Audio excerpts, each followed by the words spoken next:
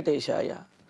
గురుర్బ్రహ్మా గురుర్విష్ణుః గురుర్దేవో మహేశ్వరః గురుః సాక్షాత్ పరం బ్రహ్మ తస్మై శ్రీ గురవే నమః. జటిలం చీరవసనం దండకారణ్యవాసినం మునివేషధరం ధ్యాయేత్ అరణ్యే కాండ ఉత్తమే. శ్రీరామచంద్ర పరబ్రహ్మణే నమః. అథ శ్రీమద్ రామాయణే ఆదికావ్యే అరణ్యకాండే 49 సర్గః. సద్యః సౌమ్యం పరిత్యజ్య భిక్షురూపం స రావణః స్వం రూపం కాలరూపాభం భేజే వైశ్రవణానుజః. పంచవటిలో ఆశ్రమం దగ్గర ఒంటరిగా ఉన్నటువంటి సీతాదేవిని అపహరించడానికి వచ్చినటువంటి రావణుడు ఎన్నో మాటలు చెప్పి చూశాడు. తన గొప్పతనాన్ని, తన వంశం గొప్పతనాన్ని, తన రాజ్యం గొప్పతనాన్ని, తన పరాక్రమాన్ని గురించి ఎంత చెప్పినప్పటికీ సీతాదేవి రావణాసురుణ్ణి తక్కువగానే చూస్తూ తన భర్త అయినటువంటి రామచంద్రమూర్తిని గొప్పగా పొగుడుతూ కీర్తిస్తూ రావణాసురుణ్ణి నిందిస్తూ ఉన్నది. ఒకసారి కాదు, చాలాసార్లు చెప్పి చూశాడు. సీతాదేవి కూడా ఒకసారి కాదు, ఎన్నిసార్లైనా సరే రాముడే గొప్ప అని అంటున్నది. తనను గనక అపహరించినట్లయితే రాక్షసనాశనం తప్పదు, ముఖ్యంగా నీవు మరణాన్ని కోరుకున్నవాడివే అవుతావు అని చెప్పి హెచ్చరిస్తూ ఉన్నది. ఒక అబల ఒంటరిగా ఉండి అడవిలో ఉండి తనను రాక్షస చక్రవర్తి అయినటువంటి తనను ఈ విధంగా హెచ్చరిస్తూ ఉంటుంటే రావణాసురుడు జీర్ణించుకోలేకపోతున్నాడు. సరే, ఆ కపట యతివేషంలో ఉన్నటువంటి వాడై ఎన్ని చెప్పినప్పటికీ ఆమె మరలా ధీటుగా సమాధానం చెబుతూ ఉన్నది. ఎన్నో ఉదాహరణలు, నిదర్శనాలతో పాటుగా రాముడే గొప్పవాడని చెప్పి ప్రతిపాదిస్తూ ఉన్నది. ఇంకా రావణాసురుడికి చాలా కోపం వచ్చింది. కోపం వచ్చి తన 2 చేతులు గట్టిగా బిగించి వాటిని ఇలాగా గట్టిగా నొక్కుతూ ఇంకా తన ఉగ్ర రూపాన్ని చూపించి సీతాదేవిని భయపెట్టాలి అని చెప్పి అనుకున్నాడు. అనుకున్నవాడై ఈ కపట రూపములు, సాధు రూపములు, వీటితో ఇంకా ప్రయోజనము లేదు, సీతాదేవికి తన నిజ రూపాన్ని చూపించే ఆమెను భయపెట్టాలి, ఆమెను మార్చాలి, ఆమెను అపహరించాలి అని చెప్పి సిద్ధపడుతూ రావణాసురుడు ఇంకా తన రూపాన్ని దాల్చి ఎర్రనైనటువంటి కన్నులతోటి కోపంతో ఉగిపోతున్నటువంటి వాడై, పెద్ద దేహంతో ఎదిగినటువంటి వాడై తన నిజస్వరూపాన్ని ప్రదర్శిస్తూ మారుతూ ఉన్నాడు. సద్య సౌమ్యం పరిత్యజ్య భిక్షురూపం స రావణః స్వం రూపం కాలరూపాభం భేజే వైశ్రవణానుజః. వైశ్రవణానుజః విశ్రవసు యొక్క కుమారుడు కుబేరుడు అయితే ఆ కుబేరుని యొక్క అనుజుడు మరి రావణాసురుడు అని చెప్పి. ఇందులో విశేషం ఏమిటి అంటే విశ్రవసుకి 2 కుమారులు అనుకుంటే కనుక ఒకరు కుబేరుడు, మరి మరొకరు రావణాసురుడు. కుబేరుడేమో దేవతల పక్షంలో ఉండి దేవతల ఒక దేవతగా ఉంటూ ఒక దిక్కుకు అధిపతిగా ఉంటూ సమస్తమైనటువంటి లోకాలకి సకల సంపదలను కూడా అందిస్తూ ఉన్నాడు. కుబేరుణ్ణి అందరూ కూడా పూజిస్తూ ఉన్నారు. మరి 2వ కొడుకైనటువంటి రావణాసురుడేమో సమస్తమైనటువంటి లోకములను పీడిస్తూ ఉన్నారు. సమస్తమైన లోకములలో ఉన్న వారందరూ కూడా రావణాసురుడిని నిందిస్తూ రావణుడు ఎప్పుడు మరణిస్తాడా అని చెప్పి ఎదురు చూస్తూ ఉన్నారు. ఒకే తండ్రి నుంచి ఆవిర్భవించినటువంటి ఇద్దరూ కూడా భిన్న భిన్నమైనటువంటి మార్గములలో భిన్న భిన్నమైనటువంటి గుణములతోటి, వ్యక్తిత్వంతో, శీలములతోటి ఇలా ఉన్నారనేదే ఆశ్చర్యం. మరి ఇక్కడ వైశ్రవణానుజ కుబేరుని యొక్క సోదరుడైనటువంటి సహా ఆ రావణుడు సద్య ఇక సీతాదేవి ఆ విధంగా అంటూ ఉంటే ఆమె నోరు మోయించి ఎలా అయినా ఆమెను భయపెట్టాలి, ఇంకా ఆమెను అపహరించాలి అని చెప్పి సిద్ధపడుతూ వెంటనే సౌమ్యం భిక్షురూపం పరిత్యజ్య సౌమ్యమైనటువంటి శాంతస్వరూపమైనటువంటి ఆ సాధువు రూపాన్ని, భిక్షు రూపాన్ని, పరివ్రాజక రూపాన్ని విడిచిపెట్టేసి కాలరూపాభం కాలశబ్దానికి మృత్యువు అనే అర్థం కూడా ఉన్నది. కావున మృత్యువుతో సమానమైనటువంటి రూపం కలిగినటువంటి, అంటే మృత్యుశరి అంటే మృత్యువు యొక్క రూపం. సహజంగా మృత్యువు అనేది చావు, దానికి రూపం ఎలా ఉంటుంది అని అంటే మృత్యువుకే గనక రూపం ఉన్నట్లయితే రావణాసురుడిలా ఉంటుంది అని చెప్పొచ్చుట. లేకపోతే యమధర్మరాజు కూడా మృత్యుదేవత అని చెప్పి పేరు చెబుతుంటారు. ఇలాగా కాలరూపాభం, మృత్యువుతో సమానమైన, యమునితో సమానమైనటువంటి రూపం కలిగినటువంటి స్వం రూపం, తన నిజస్వరూపాన్ని రావణాసురుడు ధరించి భేజే ఇంకా స్వీకరించాడు. ఈ కపట వేషాలతోటి, బుజ్జగించే మాటలతోటి సీతాదేవి మాత్రము లొంగదు. ఎటువంటి ఐశ్వర్యాలకు కానీ, రాజభోగాలకు కానీ, అధికారానికి కానీ, వేటికి కూడా సీతాదేవి లొంగదు. కావున ఇంకా భయపెట్టే ఆమెను సాధించుకోవాలి, ఇంకా అపహరించాలి అని చెప్పి అనుకుని, మరి ఆ విధంగా అపహరించడం అనేది ఆ సాధువు వేషంలో కష్టతరము అని భావించి, ఇంకా సీతాదేవి ముందు తన కపట వేషములేవి కూడా చెల్లవు అని భావించినటువంటి వాడై తన నిజస్వరూపాన్ని ధరించి మృత్యుస్వరూపంగా గోచరిస్తూ ఇంకా సీతాదేవి ముందు అతడు నిలబడ్డాడు. సంరక్తనయన శ్రీమాన్ తప్త కాంచన కుండల క్రోధేన మహతావిష్ట నీలజీమూత సన్నిభ దశాస్య కార్ముకీ బాణి బభూవ క్షణదాచర. ఇంకా ఈ 1.5 శ్లోకాల్లో రావణాసురుడు ఏ విధంగా మారాడు, మారిన తర్వాత ఏ ఆయుధములు, ఎటువంటి ఆభరణములన్నీ కూడా ఆయనకి వచ్చి చేరనే విషయం చెబుతూ మహతా క్రోధేన ఆవిష్ట. సీతాదేవి ఎన్ని చెప్పినప్పటికీ కూడా సీతాదేవి మాట వినకపోవడంతో ఇంకా తీవ్రమైనటువంటి కోపంతో ఆవేశించబడినటువంటి వాడు, ఆవేశంతో కూడినటువంటి వాడై శ్రీమాన్, చిత్ర విచిత్రములైనటువంటి సంపదలతో కూడినవాడు, అంటే ఆభరణములు, ఆ తేజస్సు వీటితో కూడినటువంటి వాడై సంరక్తనయన, కోపంతో ఎర్రబారినటువంటి నేత్రములతో చూస్తున్నవాడై తప్త కాంచన కుండల, మేలిమి బంగారంతో చేసినటువంటి కుండలములు, ప్రకాశిస్తున్నటువంటి కుండలములను చెవులకు ధరించినటువంటి వాడై నీలజీమూత సన్నిభ, నల్లనైనటువంటి శరీరంతో కారుమబ్బులాగా ఉన్నాడు. ఇక్కడ ఈ విషయాన్ని ప్రత్యేకంగా చెప్పడం ఏమిటంటే, వెన్నెలను కారుమబ్బు ఆక్రమించినట్లుగా సీతాదేవిని రావణాసురుడికి అపహరించబోతున్నాడు అనే విషయాన్ని గుర్తు చేయటానికే ఇక్కడ నీలజీమూత సన్నిభ అని చెప్పి అన్నారు. నల్లనైనటువంటి కారుమబ్బు లాంటి దేహఛాయతో ఉన్నటువంటి వాడైన దశాస్య, 10 ముఖములు కలిగినటువంటి వాడైనటువంటి ఆ రావణాసురుడు కార్ముకి, కార్ముకము అంటే ధనుస్సు, ఆ ధనుస్సును ధరించాడు. బాణములు ధరించి ఉన్నాడు. క్షణదాచర, ఆ రాక్షసుడు ఇంకా ఆ యతీశ్వరుడి వేషం నుండి రావణాసురుడు ఎప్పుడైతే నిజస్వరూపాన్ని ధరించాడో ఇంకా వెంటనే అతనికి కుండలములు, అదేవిధంగా చేతిలో ధనుర్బాణములు మొదలైనవన్నీ కూడా వచ్చేసాయి. అలా ఆయుధములు, ఆభరణములు ఇవన్నీ ధరించి కోపంతో కూడినటువంటి ముఖంతో, ఎర్రబారినటువంటి నేత్రములతోటి రావణాసురుడు ఇంకా సీతాదేవిని అపహరించడం కోసం ఆమె ముందు తన నిజస్వరూపంతో కనిపిస్తూ ఉన్నాడు. సపరివ్రాజకచ్ఛద్మ మహాకాయో విహాయ తత్ ప్రతిపద్య స్వకం రూపం రావణో రాక్షసాధిప.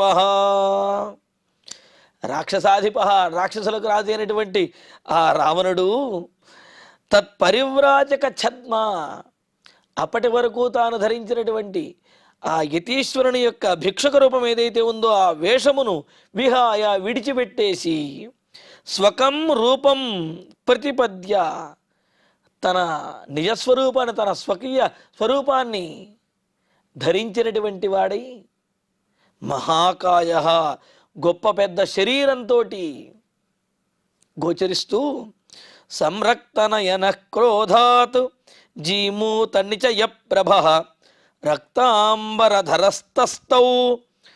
స్త్రీరత్నం ప్రేక్ష్య మైథిలీం.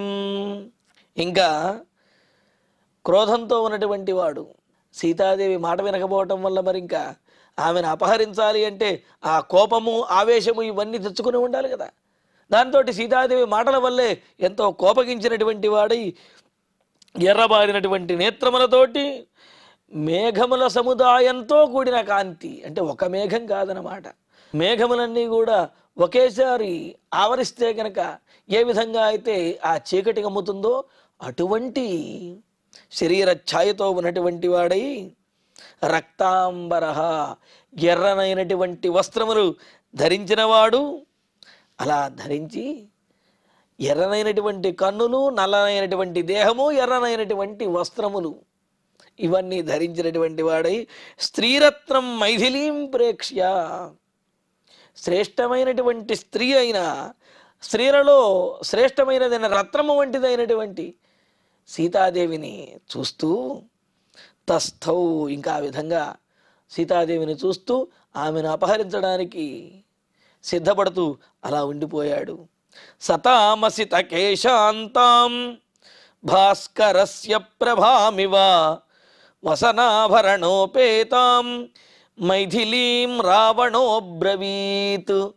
ఇంకా అపహరించబోతూ సీతాదేవితోటి ఈ విధంగా అంటున్నాడు, సహ రావణ, రావణుడు అసితకేశాంతాం, నీలివర్ణం కలిగినటువంటి ఆ నల్లనైనటువంటి కేశపాశముల చేత అందమైన కేశములు కలిగినటువంటిది, భాస్కరస్య ప్రభామివ, సూర్యుని యొక్క ప్రభలాగా ఎంతో కాంతివంతంగా ప్రకాశించేటటువంటిది, వసనాభరణోపేతాం, ఆమె అందమును ఇనుమడింపజేసే విధంగా ఉన్న చక్కనైనటువంటి పట్టు వస్త్రములు ఆభరణములు కూడా ధరించినటువంటిదైన తాం మైథిలీం అబ్రవీత్. సీతాదేవిని చూస్తూ రావణాసురుడు ఈ విధంగా మాట్లాడుతున్నాడు. ఉత్తమమైనటువంటి వస్త్రములు ఆభరణములు ధరించి మరి రావణాసురుడు ఈ విధంగా ఉగ్రరూపాన్ని ధరించేటప్పటికీ ఆమె ఒకంత తాను రాముడికి దూరం అవబోతున్నాను అనే భయము మనసులో ఒకంత ఉన్నది. అయినప్పటికీ కూడా అలాగ రావణాసురుడు ఎదుట ఆమె నిలబడే ఉన్నది. ఇంకా అప్పుడు రావణాసురుడు ఈ విధంగా అంటూ ఉన్నాడు, త్రిషు లోకేషు విఖ్యాతం యది భర్తారమిచ్చసి మామాశ్రయ వరారోహే తవాహం సదృశః పతిః. సీత, నీవు కనుక ముల్లోకములలో గొప్పవాడైనటువంటి భర్తను పొందాలి అని అనుకున్నట్లయితే నన్ను ఆశ్రయించు. నీవు ఇప్పటి వరకు అమాయకంగా రాజ్యాన్ని కోల్పోయినటువంటి వాడు, ఎటువంటి సంపద లేనటువంటి వాడు, జటావల్కలమును ధరించి ఉన్నటువంటి నీ భర్తను, నీ రామచంద్రుణ్ణి అతడే గొప్పవాడైనటువంటి భర్తగా నీవు భావిస్తూ ఉన్నావు. కానీ నీవు నిజంగా ముల్లోకములలో గొప్పవాడైనటువంటి పరాక్రమవంతుడైనటువంటి సంపన్నుడైనటువంటి భర్తను గనక, ఉత్తముడైన భర్తను నీవు పొందాలి అని అనుకున్నట్లయితే కనుక అంటున్నాడు, వరారోహే, ఉత్తమమైనటువంటి ఓ సీత, త్రిషులే లోకేషు విఖ్యాతం భర్తారం ఇచ్చసి, అది గొప్ప భర్తనే కోరుకున్నట్లయితే మాం ఆశ్రయ, నన్ను ఆశ్రయించు, నా వద్దకు వచ్చేయి. తవాహం సదృశః పతి, నీబోటి ఉత్తమమైనటువంటి స్త్రీకి, అందమైనటువంటి స్త్రీకి నేనే సరి అయినటువంటి భర్తనవుతాను. అంతేగాని జటావల్కలమును ధరించినటువంటి ఆ రాజ్యాన్ని కోల్పోయినటువంటి రాముడు కాదు. కావున నీకు తగినటువంటి వాడినైనా రావణుడైనటువంటి నన్ను కోరుకో అని చెప్పి రావణాసురుడు సీతాదేవితో అంటూ, మాం భజస్వ చిరాయత్వం అహం శ్లాఘ్య ప్రియస్తవ నైవ చాహం క్వచిద్ భద్రే కరిష్యే తవ విప్రియం. తనను స్వీకరించమని ఇంతకుముందు కూడా 2-3 సార్లు చెప్పాడు రావణుడు.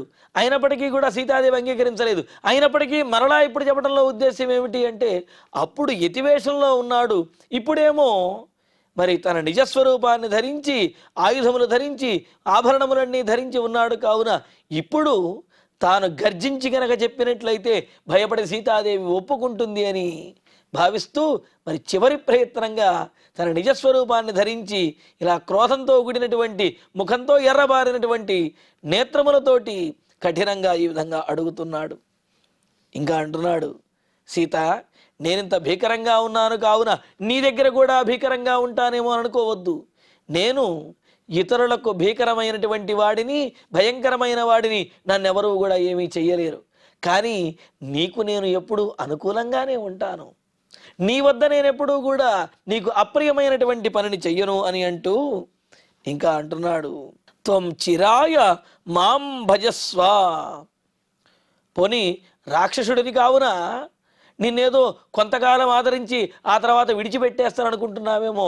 అబ్బెబ్బే, లేదు లేదు, జీవితాంతము నిన్ను భార్యగా నేను స్వీకరిస్తాను అని చెప్పి అంటూ సీత, త్వం చిరాయ మాం భర్తారం భజస్వ.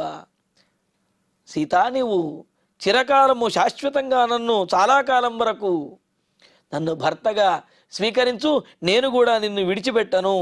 అహం తవ శ్లాఘ్య. అసలు నువ్వు నీ రాముడిని పొగుడుతున్నావు కానీ నీబోటి ఉత్తమమైనటువంటి స్త్రీ, నాబోటి సమర్థత కలిగినటువంటి వాడిని, యోగ్యమైనటువంటి వాడిని నన్ను పొగడాలి కానీ రాముణ్ణి పొగుడుతానంటావేమిటి అని అంటూ, అహం తవ శ్లాఘ్య, నీకు నేనే కీర్తింపదగినటువంటి వాడిని.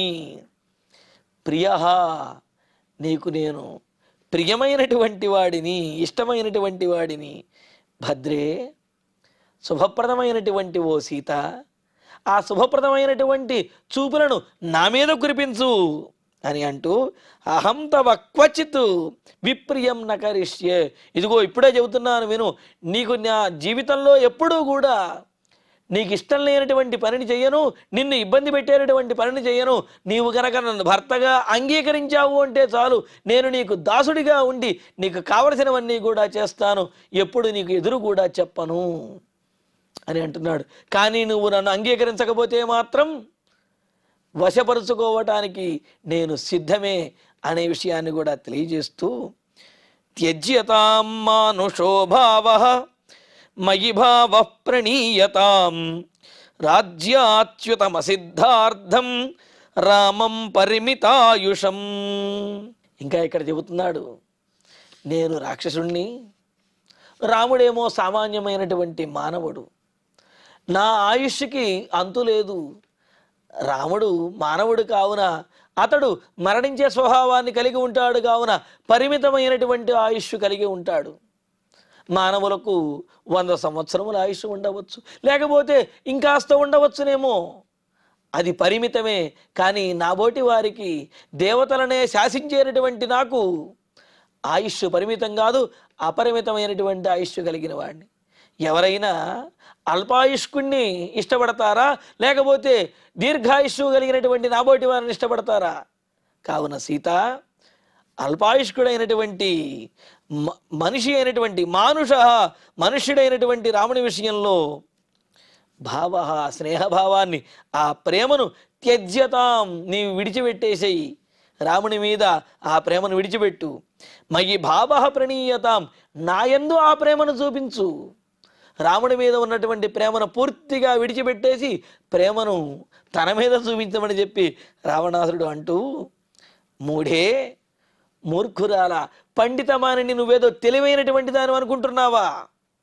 తెలివైన దానిని అనుకుంటూ నీవు మూర్ఖమైనటువంటి నిర్ణయములతోటి గొప్పవాడినైనటువంటి నన్ను తక్కువగాను, అన్నీ కోల్పోయినటువంటి రాముడినేమో గొప్పవాడిగా భావిస్తూ మాట్లాడుతున్నావు. కావున పండితమానిని, నీకు నువ్వు తెలివి కలిగినటువంటి దానిగా, పండితురాలిగా భావిస్తున్నటువంటి ఓ సీత, యహ దుర్మతి స్త్రియా వచనాత్ సుహృజ్జనం రాజ్యం విహాయ. రాముడెంతటి దుర్మతి కాకపోతే, అంటే చెడ్డ బుద్ధి కలిగిన వాడు కాకపోతే, లేకపోతే బుద్ధి తక్కువ వాడు కాకపోతే, స్త్రియా వచనాత్, ఎవరో ఒక స్త్రీ ఒక మాట అడిగింది అని చెప్పి ఆ మాట కోసమని చెప్పి తన వారందరినీ వదిలిపెట్టి వస్తాడా అని అంటూ, కైర్గుణైరనురక్తాసి మూఢే పండితమానిని యస్త్రియా వచనాద్రాజ్యం విహాయ ససుహృజ్జనం అస్మిన్ వ్యాళానుచరితే వనే వసతి దుర్మతి. రాముడెంతటి దుర్బుద్ధి కలిగిన వాడు, లేకపోతే బుద్ధి తక్కువ వాడు కాకపోతే ఎవరో స్త్రీ అడిగినటువంటి వరములకు బదులుగా ఆమె మాటను పాటించి రాజ్యమును, మిత్రులను, తన వారిని అందరినీ విడిచిపెట్టేసి క్రూర మృగాలు సంచరించేటటువంటి ఈ దండకారణ్యంలోకి వచ్చి వనవాసం చేస్తూ ఉన్నాడు అంటే ఎంతటి బుద్ధి తక్కువ వాడు. అటువంటి వాడినే నీవు గొప్పగా అనుకునేది.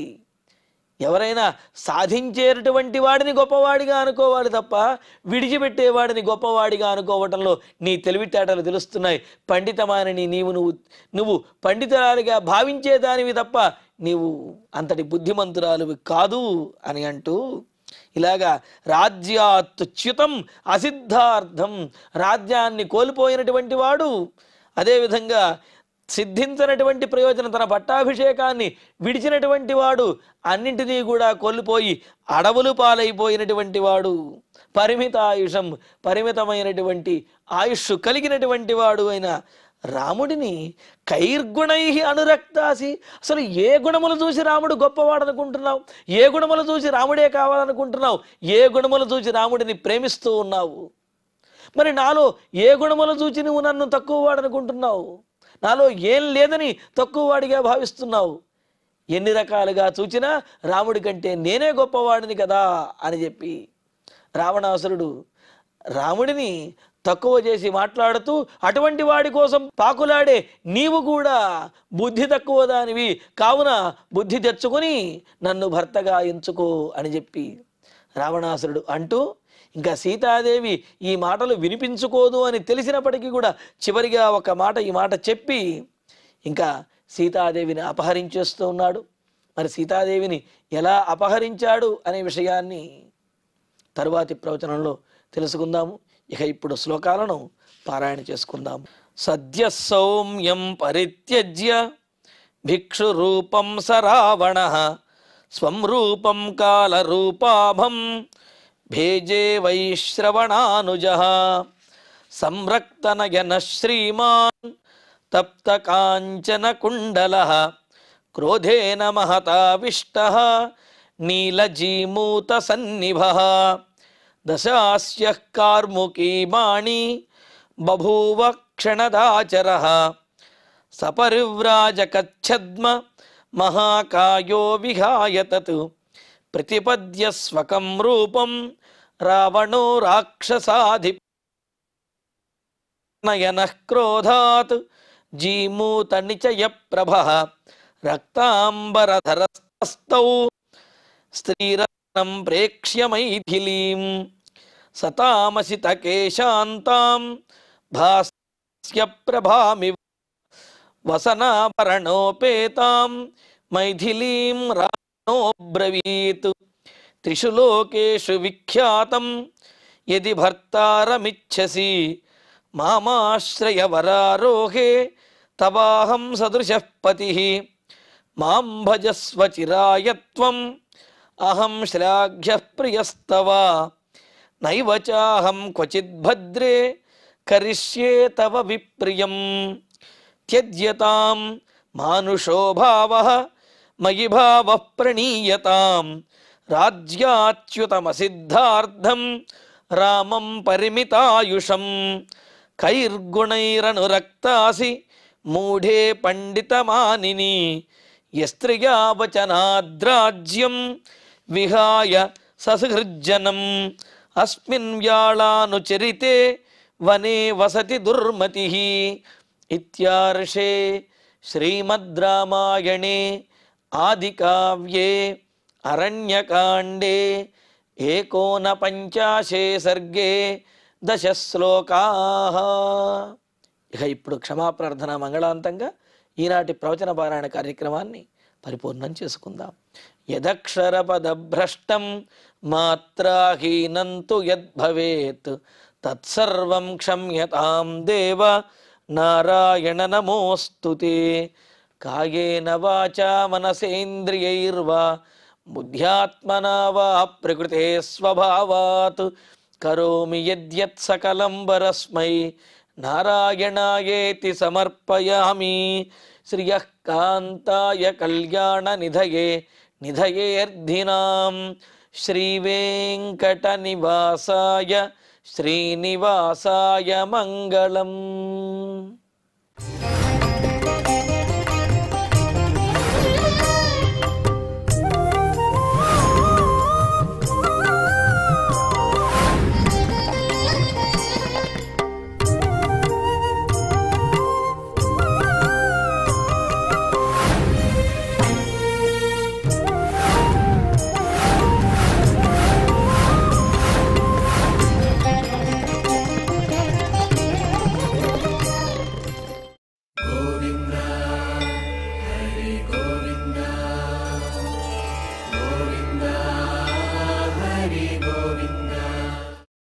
Oh